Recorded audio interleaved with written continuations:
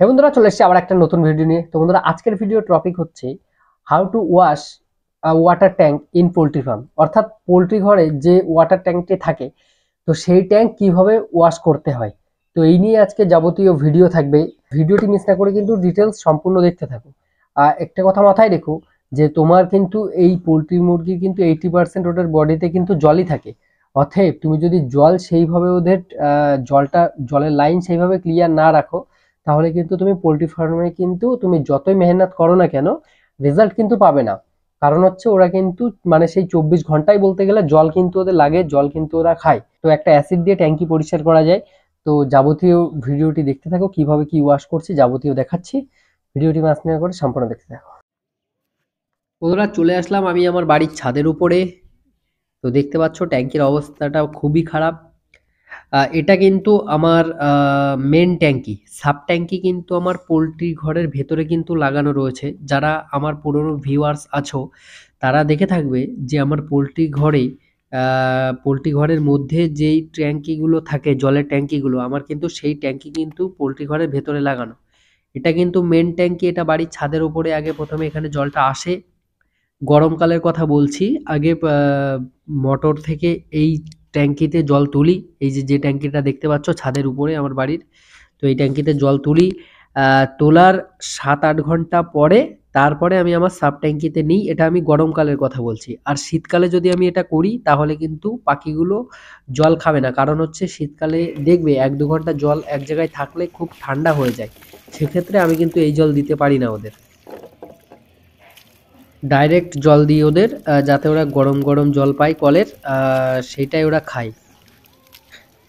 তো এখান থেকে আমি ব্যারেলটা এখন তুলবো। তোলার পরে ভেতরে একটা অ্যাসিড দেব, অ্যাসিড দিয়ে তারপরে ব্যারেলটা ওয়াশ হবে। তো ব্যারেলটা তুলতে গিয়ে বন্ধুরা আর একটা প্রবলেম দেখি, যে আমার ব্যারেলের আউটলাইন মানে ব্যারেলের যা নোংরা জল যেগুলো আমি ফেলে দেবো ব্যারেল থেকে, তো সেইটা আমার ভুলবশত করা হয়ে গিয়েছে নিচে দিয়ে। তো নিচে যে স্ল্যাবটা রয়েছে, স্ল্যাবটার জন্যে ওখানে আটকে গেছে বলে আমি ব্যারেলটা তুলতে পারলাম না। ওই জন্য দেখতে পাচ্ছ আমি একটা অ্যাসিড ঢেলে তার উপরে কিন্তু আমি একটা লাঠিতে কাপড় ছেঁড়া বেঁধে তাই আমি এগুলো ঘষে দিচ্ছি। দেখবে একটু পরেই পুরো পরিষ্কার হয়ে যাবে। আর একটা ভালো কথা, তুমি অ্যাসিড হিসাবে ইউজ করতে পারো। তুমি এক কাজ করবে, কোনো হার্ডওয়্যারসের দোকানে যাবে, গিয়ে বলবে পোল্ট্রি ঘরে যে ট্যাঙ্কি ওয়াশ করব ওই অ্যাসিড দিতে। ওই অ্যাসিড দিয়েই ওরাই তোমাকে দিয়ে দেবে। কোন অনেক রকম অ্যাসিড পাওয়া যায়, তারাই দিয়ে দেবে। আর তুমি চাইলে হারপিক দিয়ে যদি ইউজ করতে চাও, হারপিক ইউজ করলেও হারপিক দিয়েও ইউজ করতে পারো। তো ব্যারেলটি মোটামুটি পরিষ্কার হয়ে গেছে, দেখেছো। খুব সময় আমার ছিল না, তাড়াহুড়োর মধ্যে এই ভিডিও বানালাম, এই আপডেট দিলাম। তো ওটা মাথায় রাখবে যে তোমার বছরে একবার হলেও তোমার মেন ট্যাঙ্কিটা কিন্তু ওয়াশ করতে হবে। মেন ট্যাঙ্কি যদি তোমার একটাই ট্যাঙ্কি থাকে তাহলে তো তোমার পোল্ট্রি লট উঠে যাওয়ার পরে দেখতে পাও অনেক ভিডিওতে আমি দেখেছি যে লট ওঠার পরপরই আমি কিন্তু আমার যে পোল্ট্রি ঘরের ভেতরে যে ওয়াটার ট্যাঙ্ক রয়েছে সেটা আমি অ্যাসিড দিয়ে ওয়াশ করি, ওটা পোল্ট্রি লটেই ওয়াশ করি। কিন্তু এটা আমি ওয়াশ করলাম প্রায় 1 বছর পরে। তো এটা কিন্তু জরুরি 1 বছর পরে। তো এগুলো কিন্তু মাথায় রাখতে হবে। হুম।